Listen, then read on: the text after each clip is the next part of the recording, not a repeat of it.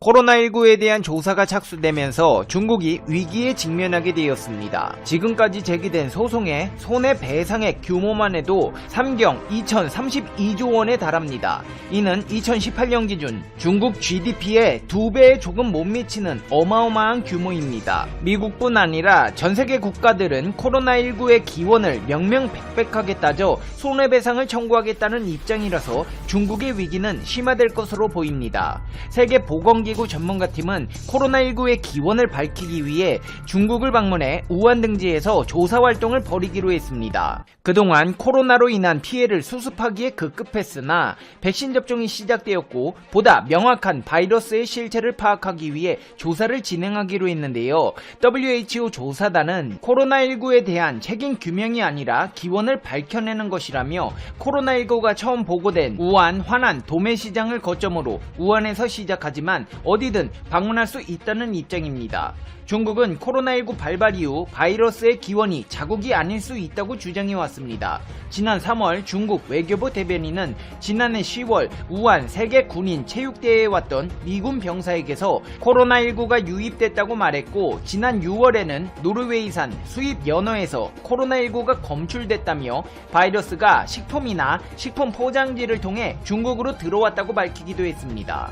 이번 WTO의 조사가 책임을 규명하는 것이 아니라지만 코로나19의 기원이 밝혀진다면 책임 추궁은 불가피한 상황입니다. 12명에서 15명의 국제 전문가들로 구성된 국제조사팀은 중국 연구원들이 수집한 인간과 동물의 표본을 포함한 증거를 조사하고 그들의 초기 연구를 발전시키기 위해 중국 우한으로 갈 준비를 하고 있습니다. 조사단은 중국에 입국해 격리에 소요되는 시간 2주를 포함해 5주에서 6주 동안 조사를 이어나갈 계획입니다. 문제는 코로나19 발생 초기에 안일한 대응과 중국의 우호적인 입장으로 비판을 받았던 조사단이 이번 활동을 통해 코로나19 기원을 밝혀낼 수 있을지는 미지수라는 것입니다. WTO는 지난 2월에도 전문가팀을 중국에 파견했었는데 당시에도 중국이 취하고 있는 조치들 때문에 코로나19 관련 여러 지표들이 빠르게 떨어지고 있다면서 우한 봉쇄 조치가 위기 확산을 막는 데 도움이 됐다고 평가해 논란이 일었고, 지난 7월에도 코로나19 기원 조사를 위해 중국을 방문했었지만 발원지인 우한은 방문하지 않아 비난을 받았습니다. 게다가 중국 전문가들이 조사단에 합류해 실질적인 조사를 할 예정인데다가 중국 정부가 조사단이 원하는 자료를 모두 내놓을지도 의문입니다. 하지만 전세계 각국의 보건부 장관들은 WHO의 강도 높은 조사로 코로나19의 기원을 알아내라며 목소리를 높이고 있습니다. 그 중에서도 호주 정부는 세계보건기구의 신종 코로나 바이러스 감염증 기원을 더욱 철저히 조사해야 한다고 강조하고 있습니다. 코로나19가 발병한 이후 호주 정부는 발원에 대한 국제조사가 이루어져야 한다고 꾸준히 주장해왔습니다. 중국은 호주에게 크게 반발하며 호주산 소고기 수입을 규제하고 와인과 보리에 각각 212%와 80.5%에 달하는 고율, 반덤핑 관세를 부과하는 등 경제보복에 나섰지만 이런 상황에서도 호주는 강도 높은 조사를 요구하며 중국을 압박하고 있습니다. 영국 일간지 가디언에 따르면 호주 보건부 대변인은 우리는 모든 국가가 코로나19 평가 과정에 공개적이고 건설적으로 참여하길 장려합니다. 코로나19 대응에 대한 강력하고 독립적이며 포괄적인 평가를 위해 WHO, 이사국, 회원국들과 협력하겠습니다. 라는 입장을 발표했는데요. 매체에서는 호주가 중국의 경제적 압력에 굴복해 주권을 팔지 않겠다는 강력한 의지를 보이고 있다고 보도했습니다. 이렇게 강력한 의지를 보인 호주보다도 중국에 대한 압박을 더하고 있는 국가가 있습니다. 바로 인도입니다. 인도는 중국이 후베이성 우한에서 발원한 신종 코로나 바이러스 감염증을 은폐하고 속이면서 전세계로 확산, 대유행했다면서 UN 인권이사회에 제소하고 약 2경 5천조 원 규모의 손해배상을 청구한 상황입니다. 인도 변호사협회는 이미 국제법률가위원회와 공동으로 UN 인권이사회에 중국의 코로나19와 관련한 행위가 결과적으로 세계 각국의 사람의 신체적, 정신적으로 엄중한 피해를 준 것은 물론 글로벌 경제와 사회에도 막대한 위해를 가했기에 응당히 배상토록 해야 한다고 요청했습니다. 인도 변호사협회 회장은 소장을 통해 중국이 비밀리에 대량 살상 생화학 무기를 개발해온 점을 비춰볼 때 우리는 감히 UN 인권이사회가 중국의 국제사회와 그 구성원, 특히 인도에 마땅한 배상을 하라고 요구하며 명령하기를 강구한다고 밝혔습니다. 인도에서 중국에 대한 강경 입장을 표명하자 중국에서는 처음엔 미국, 두 번째는 유럽, 이번에는 인도에서 코로나가 나왔다고 주장하고 있습니다. 가디언지는 중국 과학자들이 코로나19 바이러스가 작년 여름에 인도에서 시작되었을 가능성이 있다고 주장한다고 보도했습니다. 매체에 따르면 중국 질병통제예방센터의 전염병학자 정광은 우한은 코로나 바이러스가 처음 발견된 곳이었지만 그 기원은 아니었다. 중국이 코로나19 첫 사례를 보고했지만 반드시 바이러스가 중국에서 발생했음을 의미하지 않는다. 기원의 추적은 여러 국가와 지역을 포함할 수 있는 지속적인 과정이라고 말했습니다. 심지어 중국 과학자들은 동료 심사를 아직 거치지 않았지만 우한이 코로나19 바이러스 전파가 처음 발생한 곳이 아니라는 내용의 논문을 란셋에 제출하기도 했습니다. 논문에서는 바이러스가 우한으로 퍼지기 이전에 인간 간의 전염에서 약간의 진화를 목격했다면서 가장 적게 돌연변이가 된 균주의 지리적 정보와 균주 다양성은 인도에서 처음 인간에게 바이러스가 전파된 증거라고 주장했습니다. 그러면서 인도와 방글라데시가 가장 적은 수의 돌연변이를 기록했고 이후 국가인 만큼 인도 아대륙이 첫 번째 전염병이 발생한 곳일 가능성이 있다고 말했습니다. 바이러스가 변이하는 데 걸리는 시간을 추정하고 해당 지역에서 채취한 샘플과 그 시간을 비교한 결과 2019년 7월이나 8월에 해당 지역에서 바이러스가 처음 나타났다고 주장했습니다. 당시 인도 북부와 파키스탄에 두 번째로 길게 기록적인 폭염이 발생해 이 지역에 심각한 물난리가 발생했으며 물 부족은 원숭이와 같은 야생동물들이 서로 물을 놓고 치명적인 싸움을 하게 만들었다.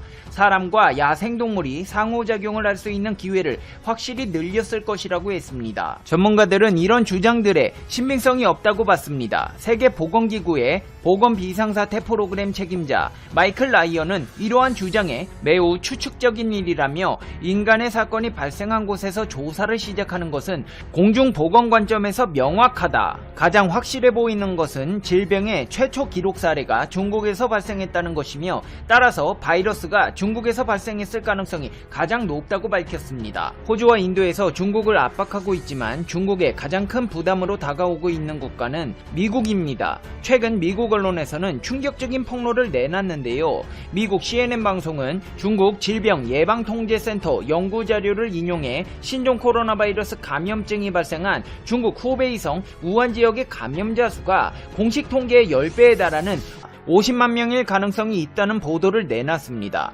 매체에서는 중국 질병예방통제센터가 중국 내 코로나19 1차 대유행 이후 3만 4천 명의 혈액 샘플을 확보해 우한 주민의 약 4.43%는 코로나19 항체를 가지고 있다고 분석했습니다. 그러면서 우한 인구가 1,100만 명임을 고려하면 코로나19 확진자 규모는 약 50만 명에 달할 것으로 추산된다고 지적했습니다.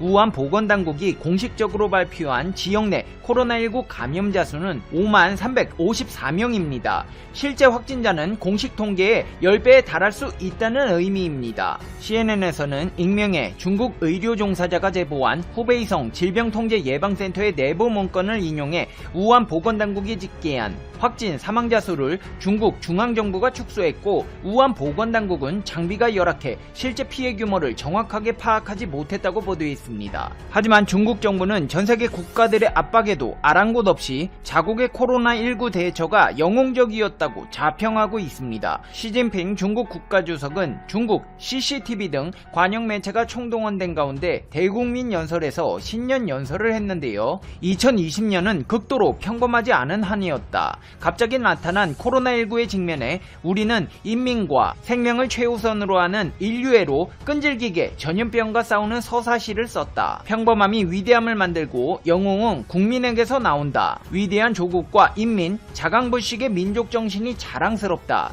중국은 세계 주요국 가운데 가장 먼저 플러스 경제 성장률을 달성할 것이라며 탈빈곤 등 중국이 오래 거둔 경제 성과들을 강조했습니다. 전 세계 국가들의 평가와는 상반된 중국의 입장 표명. 코로나19의 기원을 파헤치려는 국가들의 노력이 중국에게 어떤 결과로 다가올지 귀추가 주목되고 있습니다.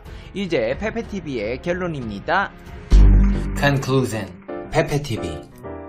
WHO에서 우한으로 가서 코로나 조사를 한다는데 이번에는 제대로 된 연구가 진행될 수 있을까요?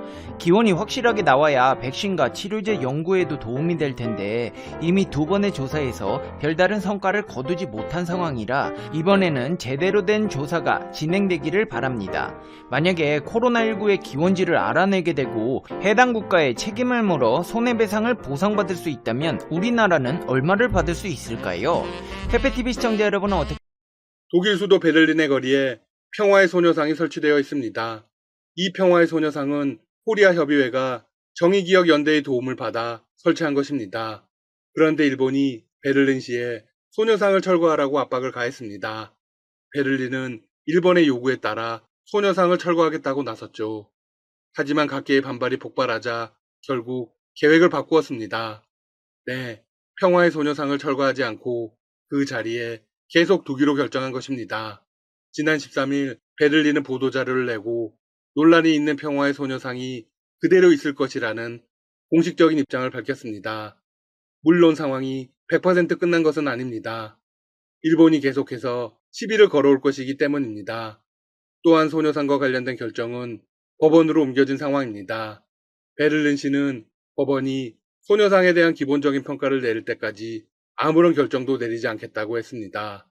하지만 소녀상이 그 자리에 계속 유지될 가능성이 훨씬 높은 것으로 점쳐지고 있습니다.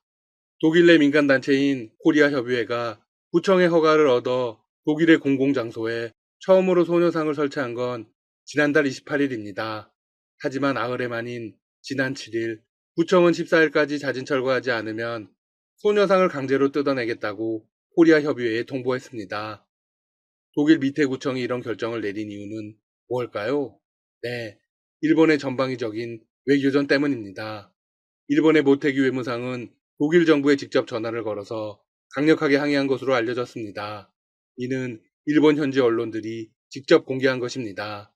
산케이 신문과 NHK는 모테기 도시 일본 외상이 지난 2일 독일 외무장관과의 영상통화를 했다고 전했습니다. 그리고 통화에서 소녀상 문제를 거론했다고 언급했죠. 일본 언론들에 따르면 일본 외상은 소녀상이 정치적 중립을 어겼고 외교 마찰이 우려된다는 취지로 소녀상 철거 협조를 요청했다고 합니다. 독일은 일본의 요구에 아무런 생각 없이 소녀상을 철거하려고 했습니다. 하지만 막상 진행하려 하자 그야말로 난리가 났습니다. 베를린과 미테구를 넘어 독일 전역에서 이슈화가 된 것입니다. 거기다 각계의 반발도 엄청났습니다. 대부분이 한국을 응원하고 있었습니다. 평화의 소녀상이 철거되어야 할 아무런 명목이 없기 때문입니다. 결국 베를린시가 나서 입장을 번복했습니다. 독일 교민과 유학생들은 소녀상을 지키기 위한 집회를 가졌고 독일 온라인 청원에는 5,000명 가까운 사람들이 서명을 했습니다. 청원자는 소녀상은 성폭력과 전쟁을 반대하기 위한 것이다. 반일운동이 아니라 평화 공존을 위한 것임에도 일본은 독일의 동상을 제거하도록 압력을 가했고 독일 측은 실망스럽게도 이를 받아들였다고 따끔하게 지적했습니다. 독일의 정당들도 나섰습니다. 3인당, 녹색당, 사회당이 일제히 소녀상 철거가 부적절하다는 공식 입장을 밝혔습니다. 정당들의 지지가 베를린시의 입장을 바꾸는데 결정적인 영향을 미쳤다는 분석이 나오고 있습니다. 3인당에는 게르하르트 슈레더 전 총리도 있습니다. 참고로 슈레더 전 총리의 부인은 한국계 김소연 씨입니다. 김소연 씨는 부부 공동명의로 밑에 구청장에게 공개 편지를 보내기도 했습니다. 녹색당 소속의 한 구청장은 며칠간 소녀상과 관련된 역사를 배우게 됐다면서 시민 참여가 인상 깊었다고 말했습니다. 베를린시는 밑에 구청장의 입장에 대해서도 보도자료에서 함께 다루었습니다. 일본 측의 이해관계뿐 아니라 코리아 협의회의 이해관계도 반영하는 합의를 원한다. 이전까지는 일본의 입장만 일방적으로 수용했다면 이제 한일 양측의 이야기를 듣고 합의점을 찾아보겠다는 의미입니다. 코리아 협의회는 소녀상에 일단 손을 대지 않기로 한 것은 다행이라고 강조하며 베를린시와의 논의가 시작되면 한일 문제가 아니라 보편적인 여성 인권의 차원에서 소녀상이 필요하다는 점을 설득할 것이라고 했습니다. 네, 이미 정치적인 문제가 아니라 국제적, 인류적인 문제로 논의를 넓힌다는 것이죠. 어떤 이유로도 소녀상을 철거할 수 없는 명분이 생긴 것입니다. 일본 시민단체들도 일제히 나섰습니다. 시민단체 일본군 위안부 문제 해결 전국 행동은 일본 정부의 평화의 소녀상 철거 요청 철회를 촉구하는 집회를 열었습니다. 지난 13일 도쿄 총리관저 앞에서 열린 집회에는 20대 대학생부터 70대 노인까지 여러 시민들이 참여해 약 1시간 동안 구호를 외쳤습니다. 일본 정부는 평화의 소녀상 철거 요청을 철회하라. 과거사 반성에 앞장선 앙겔라 메르켈 독일 총리를 본받아라. 집회에 참여한 한 시민은 이렇게 강조했습니다. 평화의 소녀상은 단순히 한일 간의 역사가 아니라 세계 성폭력 피해자들의 역사와도 같은 상징물이다. 과연 일본 정부가 소녀상 철거를 요구할 권리가 있을까? 이들은 스가 총리와 모태기 외무상 앞으로 소녀상 철거 요청 철회와 과거사 직시를 요구하는 내용을 담은 항의문을 전달하기도 했습니다. 게다가 독일 외교장관에게도 전화를 걸어 소녀상 철거를 직접 요구한 모태기 외무상을 규탄했습니다. 이 단체의 대표는 이렇게 강조했습니다. 스가 내각이 꾸려진 지 한 달도 채 안 돼 이런 노골적인 행위가 일어나고 있다. 일본의 명예와 신뢰가 회복되기를 바란다면 소녀상 철거 요청이 아니라 피해자들에게 진심 어린 사과를 하는 것이 우선이다. 일본 현지에서도 깨어있는 사람들이 많이 있어서 다행입니다. 현재 일본 정치권은 평화의 소녀상 철거 철회 소식으로 난리가 났습니다. 사실상 스가 총리의 첫 번째 국제적 노력이 물거품으로 돌아갔기 때문입니다. 베를린 평화의 소녀상은 국제적으로도 엄청난 상징을 지니고 있습니다. 독일 역시 제2차 세계대전의 전범국이었습니다. 물론 일본 정부는 여전히 소녀상이 철거되어야 한다는 입장을 되풀이하고 있죠. 베를린시의 철거 소식에 일본 언론들이 또 기사를 내보내고 있습니다. 산케이 신문은 소녀상을 방치하면 위안부가 성노예라는 역사적 날조가 확산될 수 있다. 악질적인 반일 행위는 싹을 확실히 제거해야 한다는 주장을 내놓았습니다. 일본의 뻔뻔함은 그 끝을 도무지 모르겠습니다. 한편 소녀상과 관련된 사태를 해결한 주역들은 모두 민관인가 시민단체들이었습니다. 논란이 뜨겁지만 외교부와 주 독일 한국대사관은 손을 놓고 있다는 비판을 받고 있습니다. 독일 대사관 측은 언론들의 질문에 엉뚱한 대답을 내놓았습니다. 공개는 할 수 없지만 이번 사안에 대해 면밀히 대응하고 있다. 민간단체가 소녀상을 세운 만큼 정부 측에서 공개적인 대응을 하기는 어렵다. 뭐가 어렵다는 건지 모르겠습니다. 일본은 정부 차원에서 움직이는데 한국 정부는 뭘 하고 있는 걸까요? 결국 외통위 국감에서 관련 질문과 비난이 쏟아졌습니다. 한 국회의원은 이렇게 질책했습니다. 외교부나 대사관에서 소녀상 설치를 주도해달라는 말씀이 아니라 일본에서 방해 공작을 하는데 왜 그 방해 공작에 대해 우리 정부나 대사관은 손을 놓고 있는 겁니까? 적절한 질문입니다. 이에 대사는 이렇게 대답했습니다.